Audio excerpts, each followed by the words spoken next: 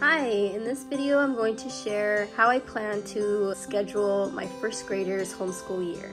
So I'm going to be using the School Nest Minimalist Notebook Planner. And in this planner there are some pages that are blank, and that's what I used to set up kind of like a bullet journal style way of scheduling the 2024-2025 school year for first grade. So let me flip to that page and show you what I got.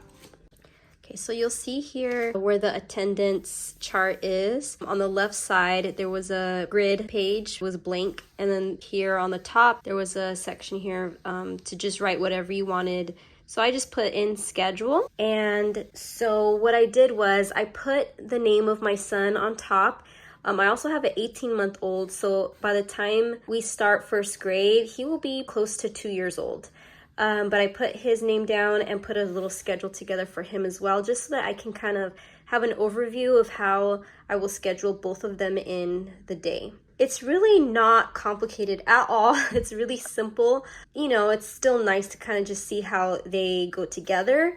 And just so that, especially in the beginning of the year, I can kind of look at this and see once the year continues, I can kind of adjust it and I will have already like a rhythm going. I have this schedule just a little slightly different than his kindergarten schedule. And so that's why I wrote it out, because there's going to be a few more curriculums or a few more activities, things that we are going to include that we did not do in the kindergarten year. Also, I have in his kindergarten year, it had like shorter spans of time that we would do each subject, and it's going to be a little longer this time for each subject. So this is how I set it up. I kind of did like a block schedule, and I put the times, so I kind of did both. So I did like, this is the morning block, and then there's the afternoon block, and then the bedtime is going to be the same for both of them. So I just kind of put that over here in the corner. So this is what the morning will look like. I just kind of wrote out their morning routine, which is, of course, when they wake up, they have to brush their teeth. He has his chore of making his bed. I always give him cereal first thing because he wakes up hungry, but I don't. So instead of me making breakfast for everyone, I just give him cereal. I do the same for my baby. I change his diaper, get him dressed, brush his teeth. And then so together they'll eat cereal, and we'll do our daily text, which is like a paragraph that we read together along with one verse. Then I will usually let him just go ahead and play. A lot of times that will be outdoors. So I'll give him some time for that. Sometimes we'll even put some music on. This is when my husband leaves for work. So same for him, you know, they kind of play together. And then before we start school, so around 9:30, I will give I guess I call him Toddler now. I still see him as a little baby, but you know, I'll give him some attention. That always nice thing to do before giving my older son, you know, his time for homeschool, because he'll feel like that attention kind of fills up his bucket, and then he can kind of have his independent time afterward. So I'll read him a few of his favorite books. I also do some flashcards with him, but main thing is I read to him. If he wants to do like a little activity together, like play with blocks or something, I'll do that too. So we do that for a little bit, and then I kind of just let him go off when he's ready to just do his own thing. Then around 10 is when, of course, everything here is just kind of laid out just so that my mind can see like how much time it might take. But really, it's not like a strict set in stone time that we have to do it by 10. Sometimes it ranges from 10 to even 11. If things get in the way or whatever, we're pretty flexible. So we'll start school around 10.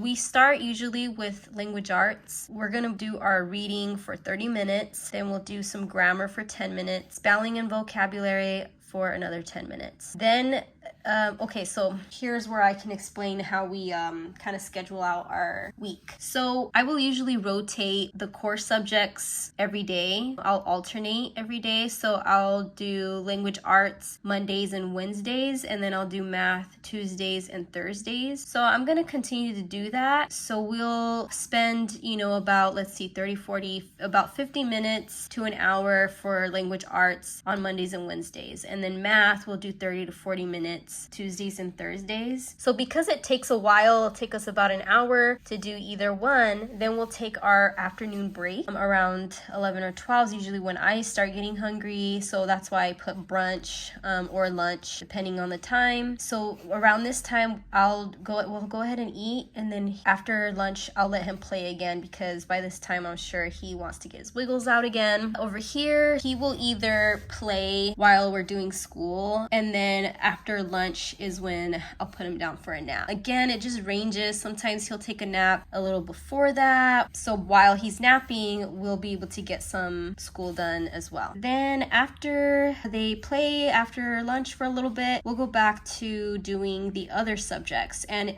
this I also alternate. So science I'll do Mondays and Wednesdays, and history we'll do Tuesdays and Thursdays. So science, we'll do another hour of that, and then history we'll do 30 to 60 minutes. So you can see Tuesdays and Thursdays might be a little bit shorter of a day. We'll get it done sooner. Again, I'll adjust if we need to. If this is taking too long of a day, I might switch and do science the same day as math, just so that it can kind of equal out. We'll be done similar time. But yeah, this is what I do. I switch out the subjects. I alternate every day. So this is just a way that has really worked for us. Instead of doing all subjects every day, I just do a couple subjects a day and alternate them. So then let's see, about the time that we finish this should be about the same time that he will wake up from his nap. And then, okay, so that's Monday through Thursday. And then I just kind of put down a note for Fridays is when we will do art and Spanish. So we're not going to do, any of the core subjects or other subjects, only focus on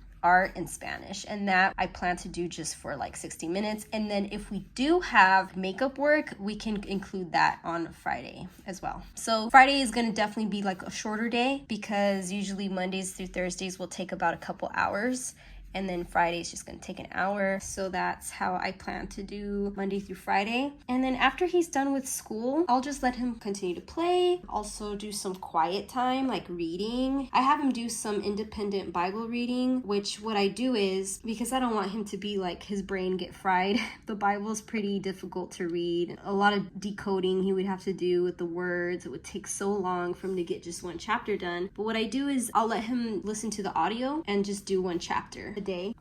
That's the goal. It doesn't always happen every day, but I have a page that I printed out where he could check mark every time he does a chapter, and it's just audio. So then after that, all of this, I will let him have some screen time, and sometimes the screen time is earlier in the day, but I try not to have him spend too much time on screen time. So the later we can wait on that, the better. And then while he does that is usually when I make dinner, and then when my husband comes home, we'll all eat together. He usually comes home around 6. I didn't include like snacks and all that stuff, but they're, constantly snacking throughout the day as well. So yes, once he wakes up from his nap, he also plays. They play together, and he doesn't even care for TV right now, so he's just playing. Then for their bedtime, after my husband comes home and we eat dinner together, he'll kind of take over with them, and they'll kind of wind down together. And at bedtime, it usually starts around 8, where I'll take their bath. And then after that, we'll kind of do like a read aloud and a Bible story. And then usually around this time, usually the baby goes down first, and then my older son, they sleep around this time. And so that's just kind of how the day goes. And yeah, that's my little overview, and that's how it kind of works out, all of our schedules together. I think this schedule, it leaves a lot of room, if you'll notice, like especially around here in the afternoon. The majority of the school is morning-ish, early afternoon, and then it just leaves the rest of the day to be open for errands, or if I want to do an errand in the morning, I could just move this down a little. But there's plenty of room, plenty of flexibility for us to do other things, whether it's field trips, which are not very often, but other things like errands, visits, playtime, free time. Obviously I do this YouTube thing on the side, so I have time to do that in the afternoon. So it's just really nice that we can get school done that fast and just be open for whatever he's interested in. He can kind of focus on that for the rest of the day. He's still so young, he's only 6, so we're still trying to figure that out, what he's interested interested in. He didn't really pick up on the piano. He really liked gymnastics, but now he's telling me that he doesn't want to do gymnastics this year. So we're gonna figure out, you know, what it is we can do, what his interests are, and I'll probably have to include that maybe once a week or twice a week, depending on what it is he wants to learn. He can do that class or whatever it is. We'll include that in here.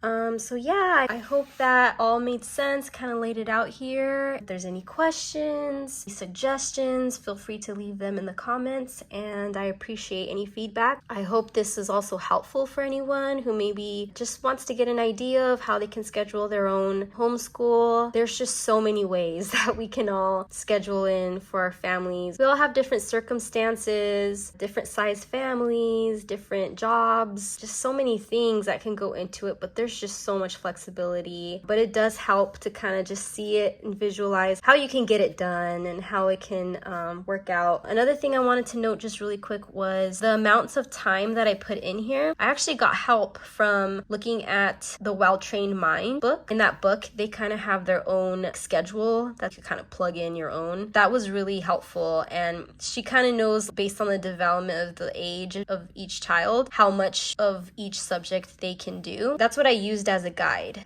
Okay, well, thank you so much for watching, and I look forward to seeing you in my next video. Bye!